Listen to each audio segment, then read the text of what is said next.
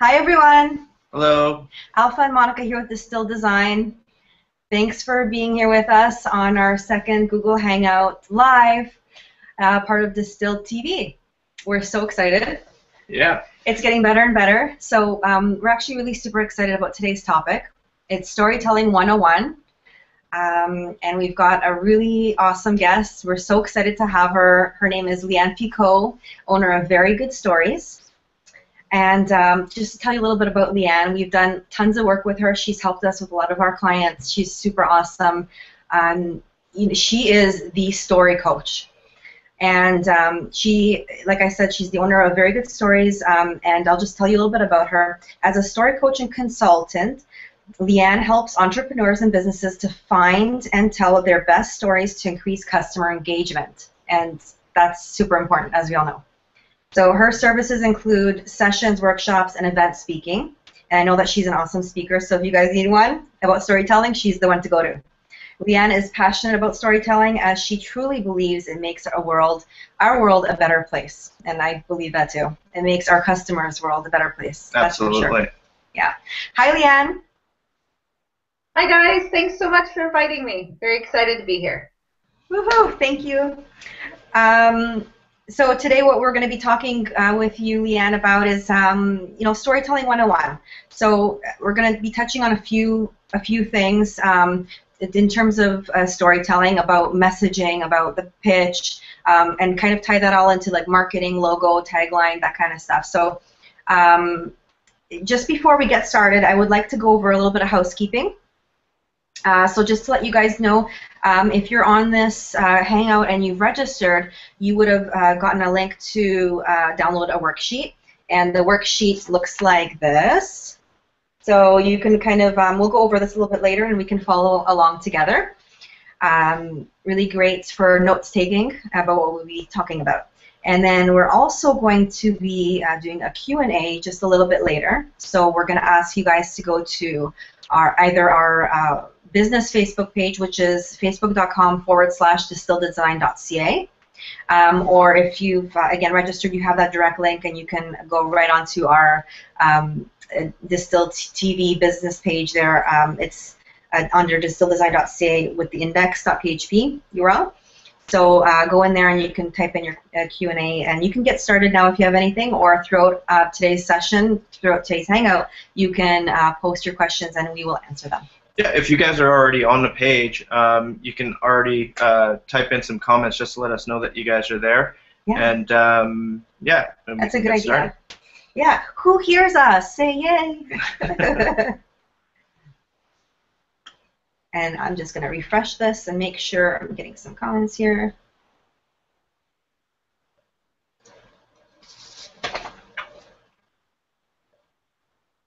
Okay, we've got a couple of comments there. Just going to wait for some more.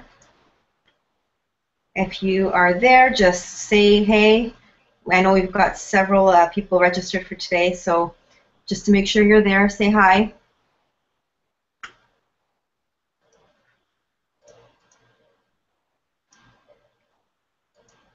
Just keep refreshing.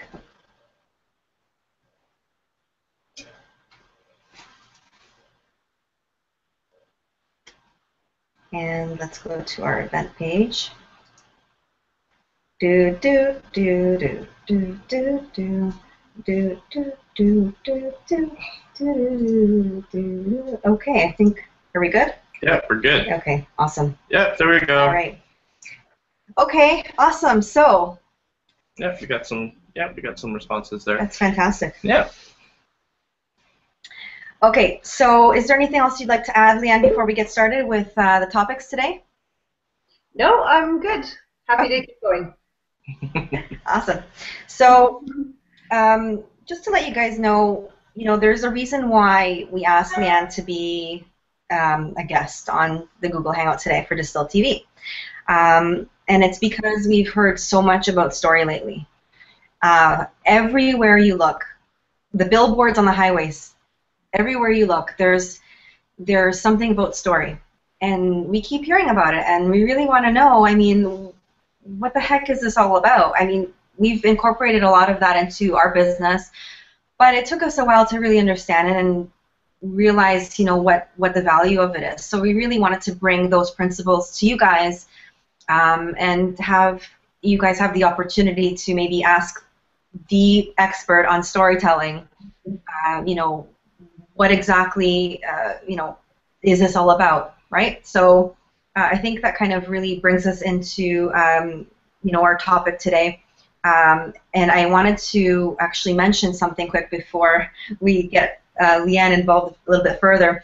There's something really cool we noticed, and for some of you that have been following us on Facebook, posting comments over the past decade, you'll know that we celebrated 10 years in business, as well as 10 years in marriage this year. And so I wanted to show you a really cool link that I just posted on Facebook the other day, and just to show you the power of story. So we're going to just share our screen here.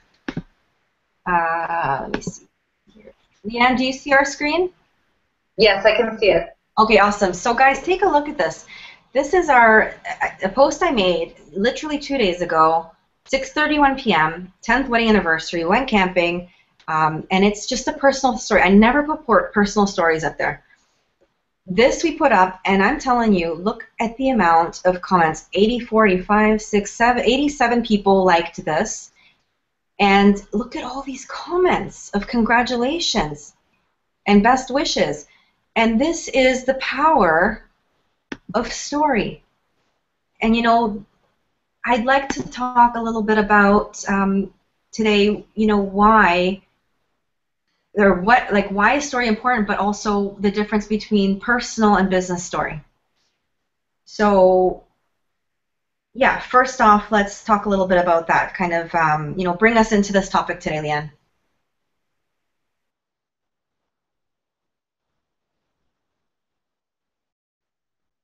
Oh, and it looks like somebody got cut out. We've had these technical issues before. So let's just see if we can get this fixed. It might have been because we shared our screen.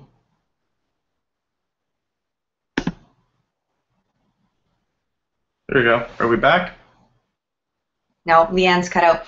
I don't think that Lianne is connected with an Ethernet. I think it might be wireless, but she's close to her router, so we're going to just see if she can restart that and get it going. One thing that I can do to kind of talk a little bit about story, because there's something that we do in our business that's really super cool, and we do something called distilling sessions. So when we do our distilling sessions, we talk a lot about the person's story, how they got into the business, what's their personal background. We ask so many questions because it's really all about, what that personal story is, and then you kind of tie that in with the business story. So it's all about, your personal values, your business values, and how to kind of bring that all into the business. Let's just see if we can get Lianne back on here. Thanks everybody for being here, by the way. This is exciting. I'm so excited to be on Distill TV. This is great. Hey, if you guys ever want to be guests, shoot us an email, distillme@distilldesign.ca.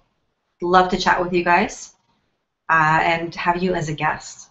We're excited to do this. Right now we're doing this monthly, so hopefully eventually we might do this a little bit more often. We'll see how it goes. And it looks like the viewers keep rising, so we've got to get Lianne back on here. So give me 1 sec, guys. I'm just going to make sure that... Did you... Oh, Can you see me? There she is. I apologize for that. See, it was a very exciting story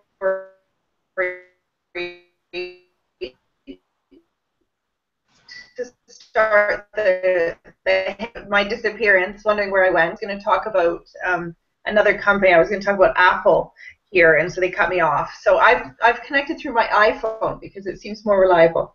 So anyway, so in terms of your introduction, I think it was very interesting that you noticed, and really great that you noticed the draw of the personal story to your Facebook page, but also that it's something that people can connect with. And so in terms of story, I guess that's going to be the biggest thing I'm going to talk about, which is connection.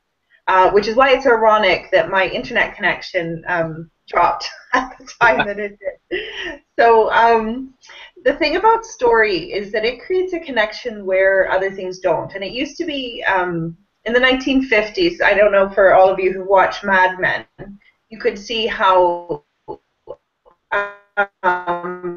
advertising and marketing was constructed. It was drinking and coming up with fun ideas. But the whole piece around that was around push. And today's marketing is completely different. It's all about pull and engagement. And you know, part of the reason for that is because we have so many more options for shopping than we ever did before. So again, in the 1950s, for example, if you wanted a vacuum cleaner, you would probably order it from Sears because that's the catalog you had, and that's who would deliver it to your door, or that's the store that was in town. Whereas nowadays, I can go online and I can check so many different types of vacuum cleaners that I have to make a decision about which one I'm going to go with. And often the decision that I go with is about the company. It's not about the actual product, because I can see that there may be 50 vacuum cleaners that are exactly consumable. So then its features, so how long it lasts, all of those kinds of things. And again, I may have 20 of those that are exactly the same. So what it comes down to in the end, for a lot of people in purchasing decision, is the story. And it's the story of the business, but also nowadays, business and personal are a lot more combined. So, you know, Monica, when you're talking about what's the difference between personal and business storytelling, there is no difference now, because people want to buy from people. And one of the things that, you know, it's really important when thinking about our marketing and thinking about how we're connecting with our audience, to think of them as people. They're not a list. So one of my big bugbears right now is we talk about the people who are out there as our list, and we need to build our list too. And they're not a list. They're individual people that you can connect with on an individual basis through story. And the reason why story is so powerful is that there's this funny thing that story does. So when I tell a story about something, it goes into somebody else's mind, and it connects to their brain, and they personalize it. This is different from facts. Facts kind of sit there, and they either sit in your memory or they don't, whereas there's actually a scientific piece around story that it connects to you, and it connects emotionally. So when we're talking about purchasing decisions and we're looking at choosing businesses, the thing that we want to do is connect personally with the business, and the main way we can do that is through story. So that's why it's so huge right now. And, you know, it's not new. We've had it for millions of years. Before we had, you know, pen or crayon or stylus, we had stories. People had to try and communicate through story. They communicated, you know, what was happening on the hunt. They communicated how to cook. They communicated how to parent. They communicated their history through visual stories in caves or to each other. We're wired for story. So it really is an important tool that we've always used, and we're just coming back to it because we're a little bit more savvy about our shopping these days. So the piece I was going to mention is, you know, in terms of, for just to give an example of that, we've got Apple. And Apple, there are lots of smartphones. There are lots of computers. And however, what was it? I think 10 million iPhones sold last week when they brought out the iPhone 6. Mm-hmm. Most of us have some other version of the iPhone. However, we're part of their story. We're part of what they're trying to do, which is change design. And this is where, again, just to give an example, Steve Jobs was a person, and we have Tim Cook is taking it away, but for a long time Steve Jobs was the person who was in charge of Apple, and we connected with him his ideas. I have a quote of his up on my billboard. It's kind of, you know, it's about him, but we trust Apple because of him.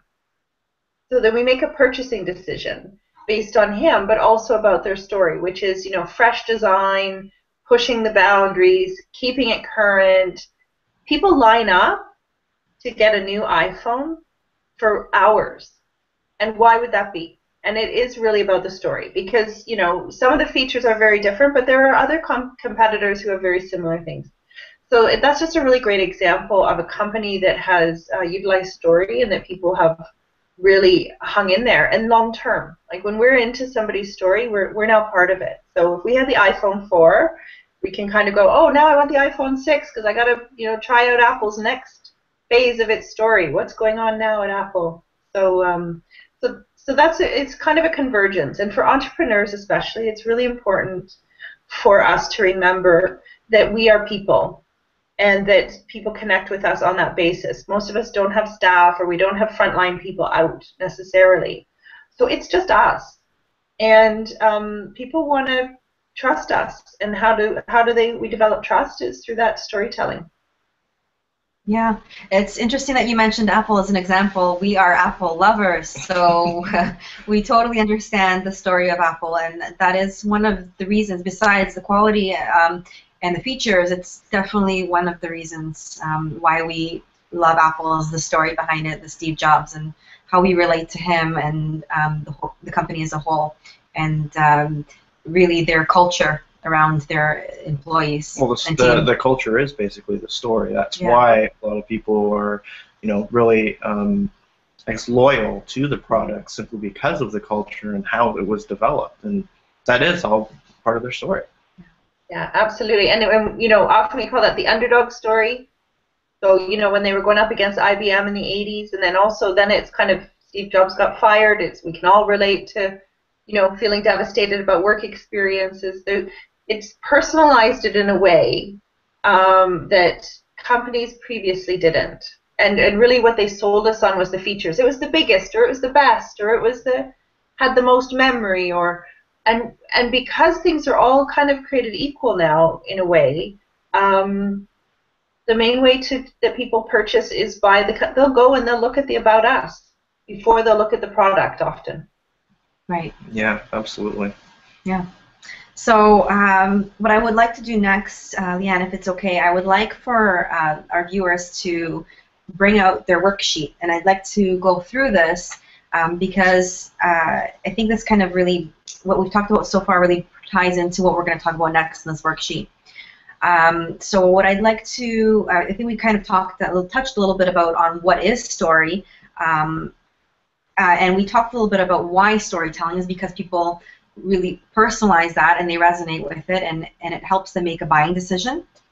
What I would like to ask secondly is the keys to a great story. Could you give our viewers a few tips on what would make a good story? Absolutely. It's actually very, very simple, because I think a lot of people think that they have to be a great writer, or they have to have done well in school, or be a great English major to tell a story. It's actually very, very simple. A story is not necessarily a great big long thing. It doesn't have to be, and in fact it shouldn't be. I'll talk about two things. One is around the construction, and then I'll talk about kind of the values offered. So in terms of the construction of a story, so you have a beginning, a middle, and an end, and that is it.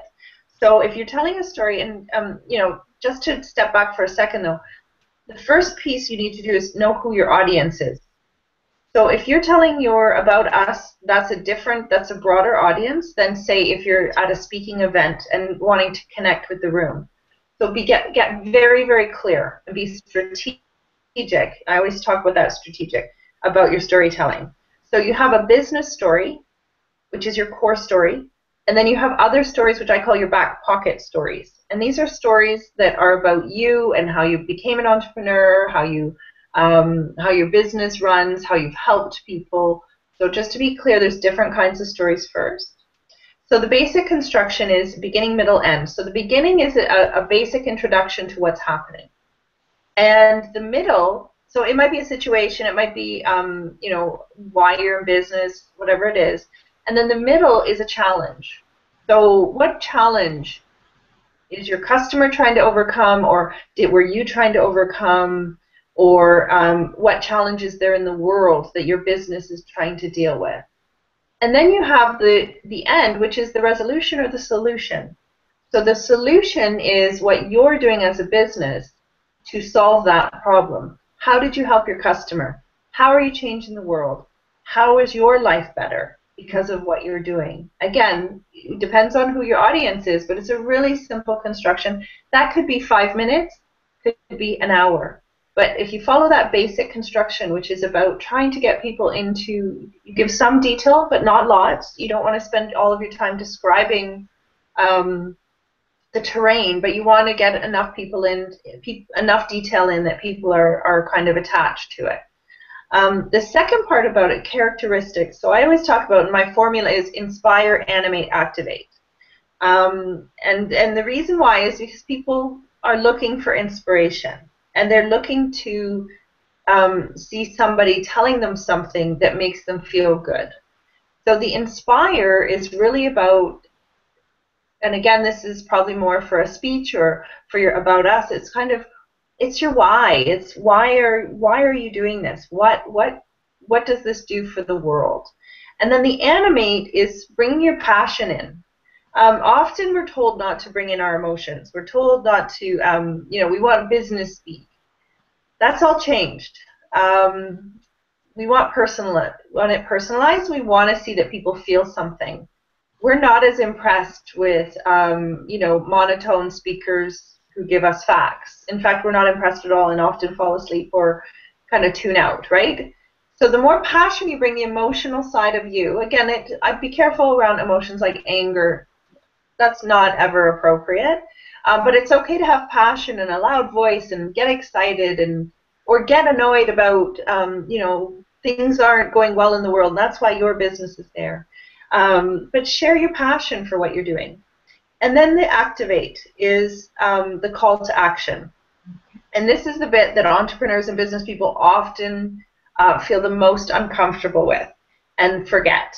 Because we tell a story and we kind of go, I told my story, but like nobody bought anything or did anything. Well, part of it, you didn't tell them what to do. So with your story, if you work on the call to action, what do you want them to do? Do you want to buy something? Do you want them to check out a book you're recommending? Do you want them to come to your website?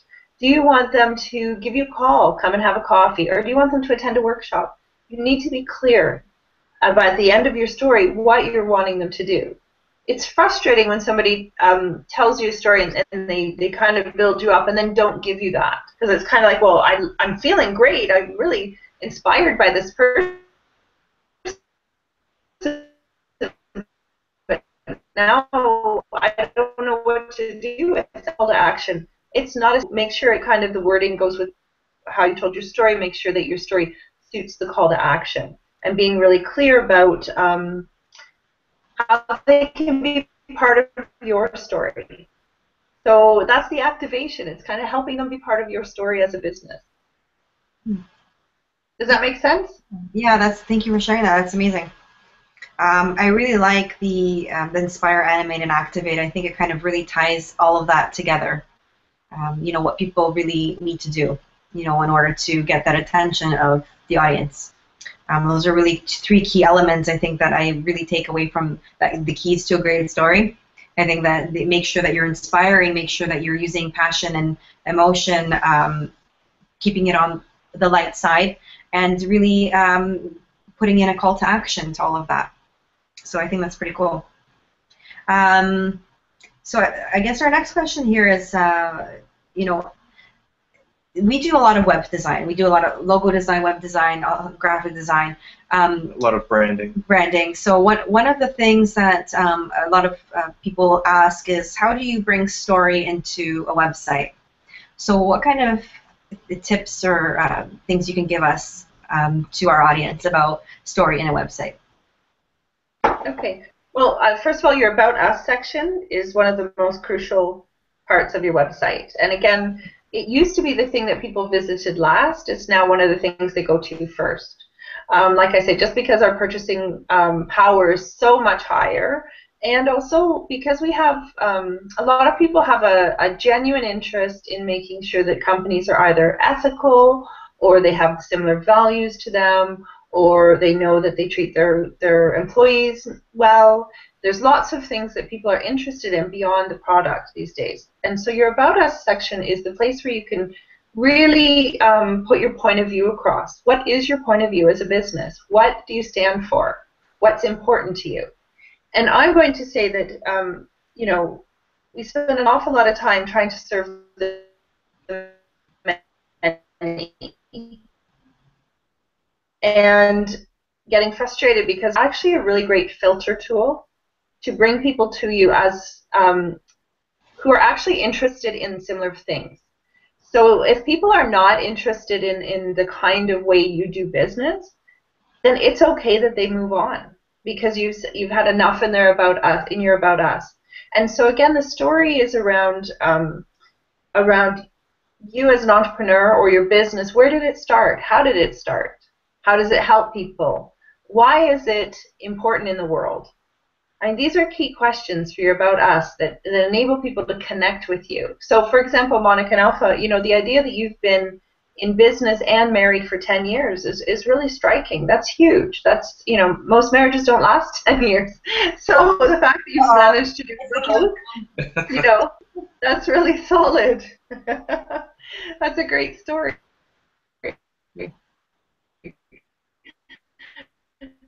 So, you know, so there's that because then you won't be telling a story that is actually one that resonates with anybody. So then, in terms of the rest of the website, and now just go back to the design for a minute.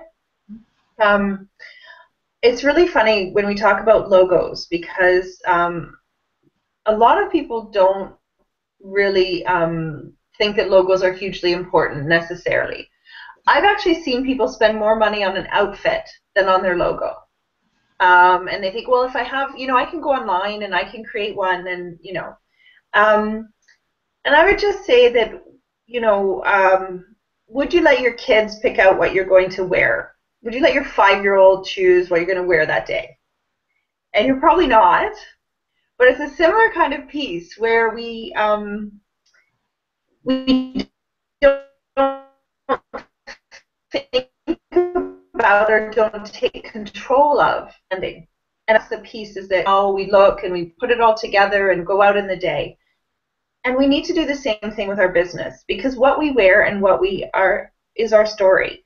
It doesn't matter whether you have, you know, a wonderfully written story on your About Us section and then you have, you know, no logo, no colors to your site, or, you know, it all needs to work together. It's your brand and it needs to tell the same story. People get disconnected all the time by, you know, tone in the website might be very friendly, but then a very formal logo. So then that's kind of story. There's no story there. It's a mixed up, confused story, verbal form and visual. And so all of that needs to work together on your site. And it also needs to work together on your business cards, and it needs to work together when you're standing in front of people. Because when you're standing in front of people and talking to them, the first thing they're going to do after they've gotten your business card is go and look at your website. Mm. And if you've told this wonderful story about your business and it is not showing up in your website, there's a disconnect. And then you lose trust. So that's the importance of brand. And again, you know, entrepreneurs, we sometimes stay away from brand because we're like, oh, we don't want to be too markety. Oh, we're worried about, you know, looking too good, which is really funny, right? Because it's the companies who look really good are the ones who do well. But look good in a way that is about authenticity. And we use that a lot, that word a lot. But a brand does need to be authentic. It needs to be you, and it needs to connect with all other aspects. In terms of the logo, so for example, if you're a very flamboyant person and your business is really out there and you want to get, you know, you're out there in the world and you're passionate, and then the colors that you choose for your logo need to match that. Or again, there's a disconnect. Similarly, if you're in a business where warmth is important, where trust is important, then you want to choose colors that go with that. And then the other part of it is pictures on your website. So, you know, I'm a big fan of high quality photos and design. And I think that, and the reason why is because, again, when people come and look at your site, it tells a story about how important your business is to you. So if your business isn't important to you and important enough to tell your business story in a way that is appealing with words, graphics, design, then why should it be important to them? So it's a really key piece that you have, and I'm not saying you have to spend loads and loads of money on your logo, but work with somebody and work with, you know, the idea that your business has a story and that your logo and all of it tells that story for you. The beauty of having a great logo and colors and website is that we don't have a lot of time. We're all very busy. If you can have those already telling a really great story about you and your business, half the work is already done.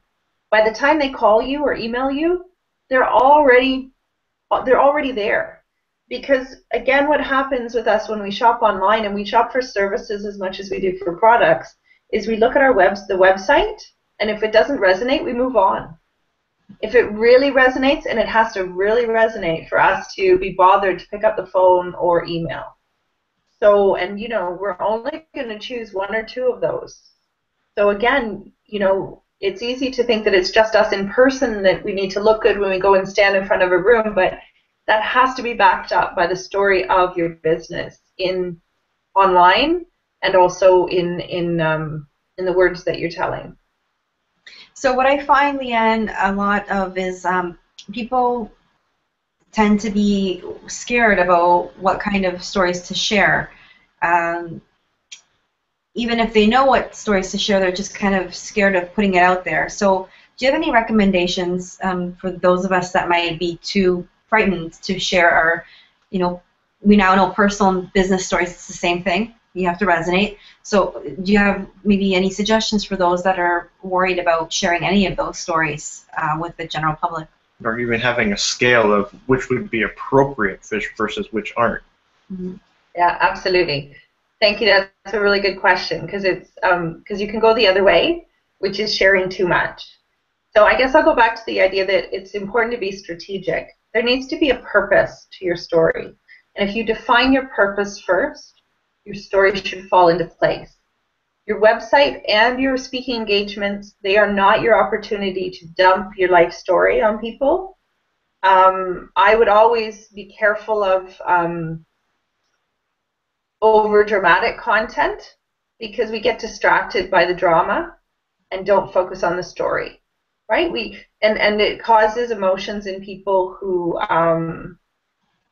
sometimes it's uncomfortable, and sometimes that's okay. But if you're trying to attract people to work with you in your business, you want them to be comfortable, feel comfortable and safe with you. You don't want them to feel scared and frightened and kind of, you know, unsure of you. So you know, again, it depends on the kind of business you have. Sometimes the more personal stories are important. So, for example, if you're a business coach and you started businesses and failed, that is an excellent story to share to others who are starting their businesses, because we're all going to fail somehow, some way, and we all need to get back up and try again tomorrow. And if you're a business owner who's never failed and you're purporting to be a business coach, that doesn't resonate with most of us. That kind of story, the perfect business, it all went fine, that story does not resonate. So again, you're thinking about who your audience is, who you want to attract, and choosing stories based on that rather than based on what you want to tell people. Because the question that everybody's asking when they come to your website or to your speaking engagement or give you a call is, how can you help me? Right. So if you bear that question in mind for all of your stories, that's a very helpful thing to do. Because you're always trying to get to the point where you can share how you will help your potential customer. So again, if you're thinking, I want to tell this story, but I'm nervous about it, don't tell it.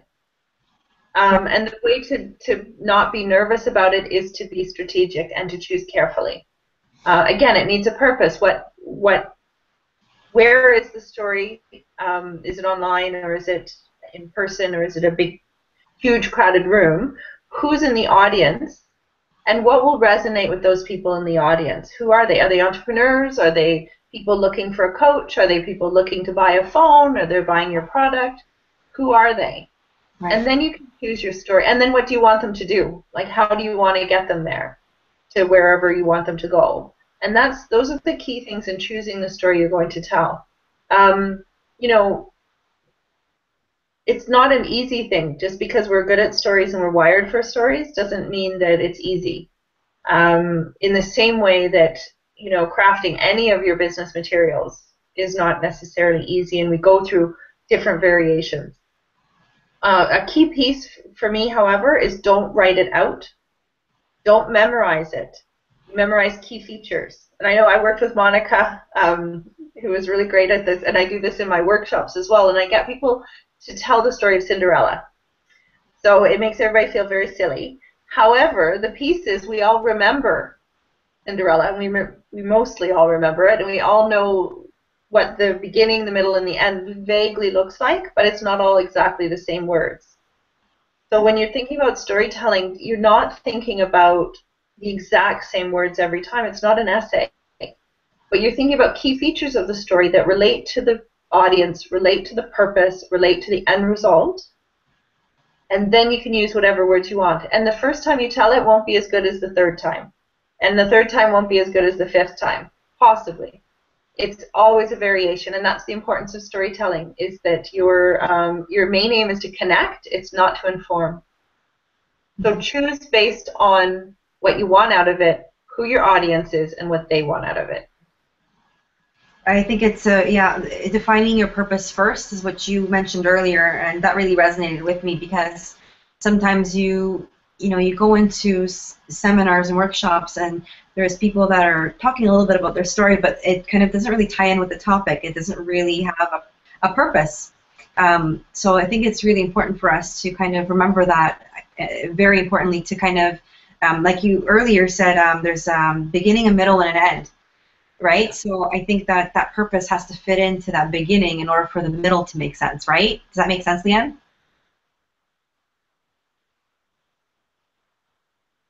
It does, for sure.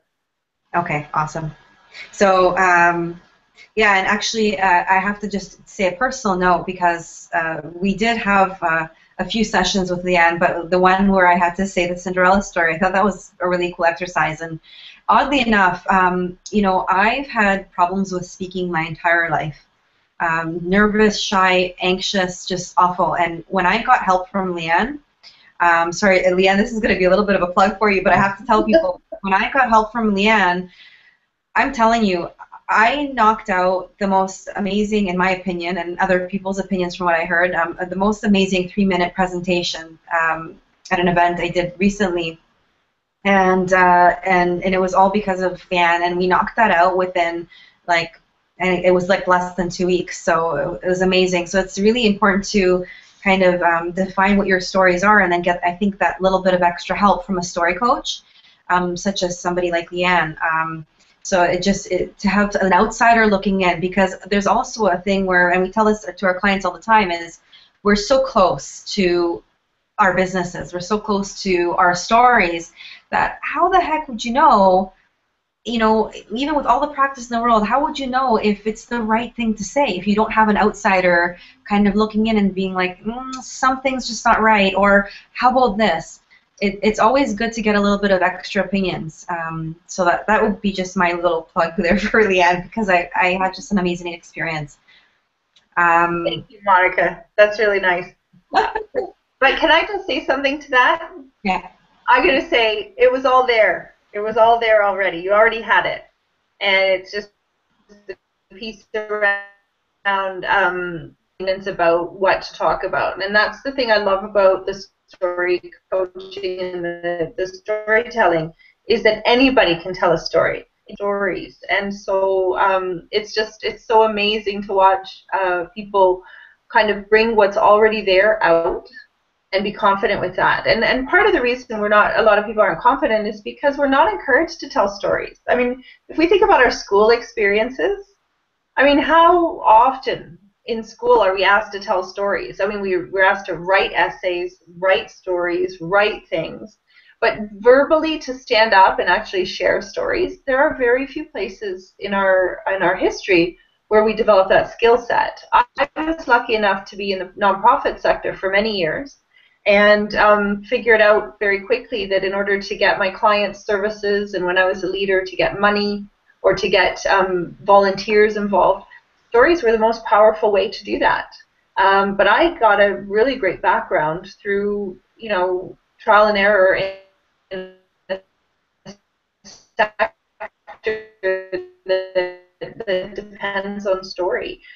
In business, so you're not alone, Monica. A lot of people are just trying to figure out this terrain and what it looks like. And again, just going back to the thing, we could easily all tell our sad stories about how life was hard before we became entrepreneurs and how life is hard as an entrepreneur. And everybody would connect with those, but they would not necessarily decide to purchase based on that. So again, it's kind of the piece around connecting with people, but also connecting them to the thing that you want to sell as well. Right. But it was all there before. You had it. Thank you. And she's really good at giving you confidence on the stage.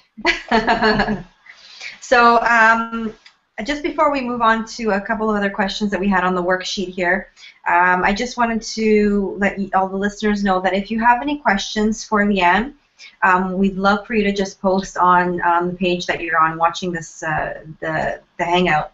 And if you want to post here or on our Facebook page or on the Storytelling 101 Facebook page, then definitely post some questions. We're going to be answering them shortly. So moving on to another question here on our worksheet. So we're going to talk a little bit about message and story. Now we touched on this just a little bit earlier, but I kind of wanted to just differentiate the difference between the two. So what is the connection between the message and the story? And are they different, or is there a solid connection?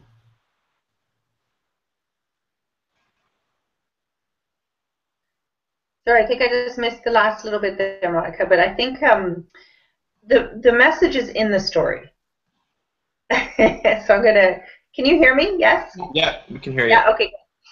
The message is in the story. I guess there's a couple of answers to that. Is that the kind of depends on your message. So it depends on what you're trying to do and what you're trying to convey. But your main message around your business, again, it's in stories like You're About Us, like your, one of the key ones that I would talk about is client stories. So whether you have case studies or testimonials formed as stories are very useful. Testimonials that say, we really liked them and they were great, they're fine, but people can't see themselves in that. So a key way to get your message across about what you do, why you do it, and how you do it especially, is through client stories. Mm-hmm. So, again, the beginning, middle, and end piece, applying it to your client stories and getting them to work with you on, what was the terrain in their lives? What did you do? What was their problem, their challenge, their issue? What did you do to provide a solution for them? And how are their lives better? So the key message always is how somebody's life is better. And I think we might be talking about this, but I'm aware of time, so I'll just link it in here. So, we talk about the pitch. We talk about the elevator pitch. And that's often your key message. And a lot of people are saying it, and I'm going to repeat it. Ditch the pitch. You don't want to pitch anymore. You're not going to be in an elevator. You're going to be in a social situation or having a glass of wine, and someone's going to say, what do you do? And in that moment, at that social occasion, they don't want you to pitch them. That's not what they're looking for. And generally, nobody's looking for a pitch ever, right? And it used to be it's a very traditional way of doing things, whereas now what we're trying to do is start conversations, because it's all about relationships. We want to connect with people. We want to get to know them. We want to be part of their lives long term, maybe. But it's actually less about a pitch. And I call it an impact story. So for me, what I do with the people I work with them on coming up with a way that they've helped people that creates curiosity and invites somebody to ask the question, how do you do that? Or what is that? So, for example, if somebody is a business coach helping women entrepreneurs, we might say, you know, forgive me, it's off the top of my head, but it's kind of the story might be, what do you do? And the story is, I help women find freedom. And so that is a different question. It's kind of how do you do that? That's kind of a bigger thing. So again, it's kind of going to the impact, straight to the impact of your business and inviting people to ask questions. Because then you can say, well, you know, I help women entrepreneurs, and lots of women are, you know,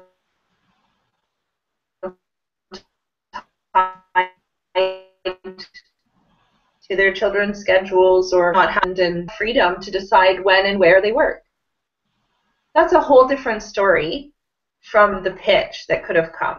And it's again, in this climate, we're very savvy shoppers. We understand when we're being sold to and we don't like it. So it's not about grabbing the opportunity in those 30 seconds to get in there, because what happens after that? You know, it's a bit of a faulty model. Really, what we want is to have a conversation and to kind of get people connected to what we're doing. We want to find out about them. I mean, that's the other part is if you're pitching to somebody, you're not listening.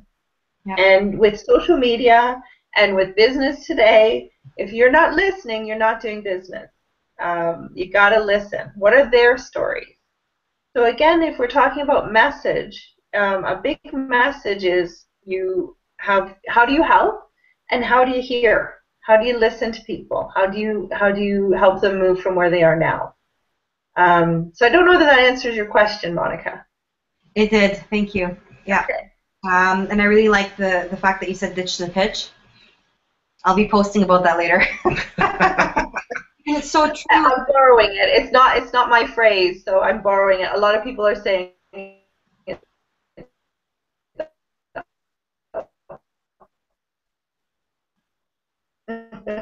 it's so true. It's like, you know, you're not going to be in an elevator. So, you know, do it a different way. Get more personalized. And, yeah, thank you for that. So on the bottom of the worksheet here, guys, if you're following along, I've been taking my notes.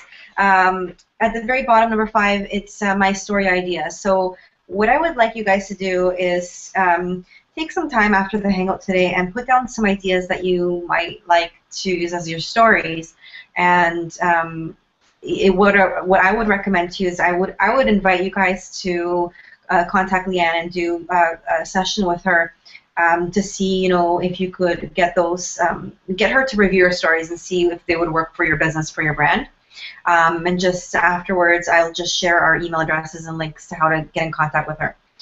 But I think that last part, just writing down your ideas after, you know, everything we've discussed so far would be awesome, since it's kind of all fresh. Remember, ditch the pitch. Remember, you know, the message is the story, and then it's all about being personalized, and that when people read your story, they will personalize that, and that's how they will resonate with you. Couple more things I wanted to touch on. Okay, so another thing that we do, Lianne, is we create taglines for our clients. So could you give us some tips, or our audience some tips rather, you know, what would make a good tagline? Yeah, I think, you know, the main thing about a tagline, again, each thing, the logo, the name, the tagline, the website, they should all work together to tell a story. So I wouldn't say that every one of them tells its own distinct story. So the key piece with the tagline is it is often the connecting part between the name and the logo and your business proposition. Taglines are important for creating curiosity, however. So what you don't want to do is have a great big long tagline that says everything that you do. I also don't think it's great to have a tagline that that tells people exactly what you do. It's not a description. hard to tell a story with a tagline. Like I say, it's part of an overall story, but it can create the curiosity for somebody to say, "Oh, what is that?" or give a little bit of a hint of what you do. So, you know, and really within the tagline as well, the how you do it is really interesting too. Right. So taglines are, a lot of people aren't necessarily doing taglines now because it's kind of harder to get, you know, with mobile and with things like that, you know, we're going more visual, but the tagline is a very important piece to tying in the logo to the name to the service. So utilize words that are clear. I mean, this is my other thing about always use clear language. Always use simple language that isn't about trying to boggle everybody's minds and show them how smart you are, because they just we're bored with that. We don't pay attention. But especially in the tagline, you want very clear language. You want a little bit of curiosity, but you want to give a little bit of way so people aren't, you know, it's not some kind of puzzle they're trying to solve. Remember, it's part of the overall story. It's not the whole thing, but it is a binder. It's a great binder. I like that. Thank you. So it's like, yeah, using simple, clear language, and it's about creating curiosity, and it's not like it's part of the overall story. It's not the be-all, end-all. It's to join all, like your website, your logo, tagline, website copy, all of it joins together as a package. It's a great link. Yes. Yeah. Yeah. So I wanted to go in now and do a little bit of Q&A. So if anybody has some questions, I've already got some posts going. I've got some questions. I've got some comments. So I'm just going to give you guys a second here, maybe rather 3 or 4 seconds. Write a few more questions down if you've got them. And I wanted to make sure we can ask Lianne while we've got her here. So, okay, so let's see here. Just let me see here. Okay. We've got a question here from Lauren. Thanks. Hi, Lauren. Hi, Lauren. Thanks for your question. So she's asking, can we touch on storytelling outside of the solopreneur world? What about larger businesses telling a story? What is, or when is it not necessarily about the owner? Oh, thank you, Lauren. That's a great question. And I guess the piece is that there is a graduation from the solopreneur and the owner to the business. Absolutely right. And in terms of bigger organizations and businesses, I would say the principle is still the same about how you help people and how you're making the world a different place through your business. It's still the same premise. So you know, a lot of the big corporations now, they're paying like hundreds of thousands of dollars to consultants to come up with stories that make them look good. So you've got a number of them who previously we would have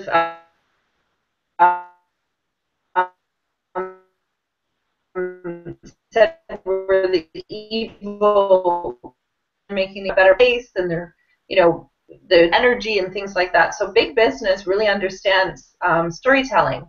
However, it needs to be true, and it needs to be something that is viable for your staff and for the people that are storytelling for leaders, particularly in terms of how they work with their staff. And then I also like storytelling for businesses around, like I say, how are you changing the world? How are you making a better place with what you're doing? So it's a very similar premise. A vacuum cleaner, for example, if I'm going to look at Dyson versus another brand, I'm going to look at, I know that Dyson is all about creating new things, pushing the boat out, trying stuff. So it's kind of similar things. What's your value proposition? Why are you important to the world, and how do you help your customers? So it's very similar stuff to the solopreneur, but we're moving away now from the individuals, obviously. A founder story is often a good one, though. Like if you have a bigger company and you have a good founder story, it's important to include it because that helps to personalize it too. Why it started, why did the business start? Yeah. And how did it grow is a really cool story. The key piece is that the story that you have must resonate, like I say, with staff, and train your staff. And I don't mean train them as robots going out and telling your story, but help them live it. help them know your story and understand it. And, you know, it's really an exciting piece when you think about, you know, if you've got 100 employees, that's 100 brand ambassadors for you. That's 100 people going out telling your story. And we forget about this. We forget about the very people who live it every day. So as big business, similar stuff. How are you helping people? How are you changing their lives? What are your values? And then how are you living it? And make it happen internally. Share your story. Make sure it's resonating with your staff. If it's not resonating with your staff, it's not going to resonate with your customers. People are very smart about knowing when, you know, a company is paying their employees badly, but saying so. So yeah, similar stuff. Right. And I find it interesting that you said make sure that it resonates with your staff, and then it'll resonate with the audience, with the potential prospect. That's key. You know, make sure that internally your culture, your team, everybody's kind of on the same page, and that's a really great way to do that for big business. So thank you.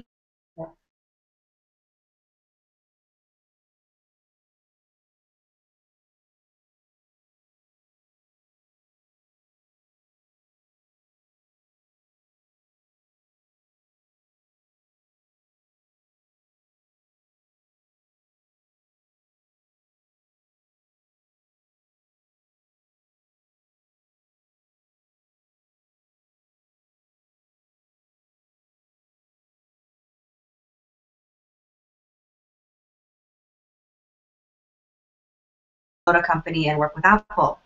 If any of you have watched the movie about Steve Jobs, it's a pretty interesting one. I'd recommend it.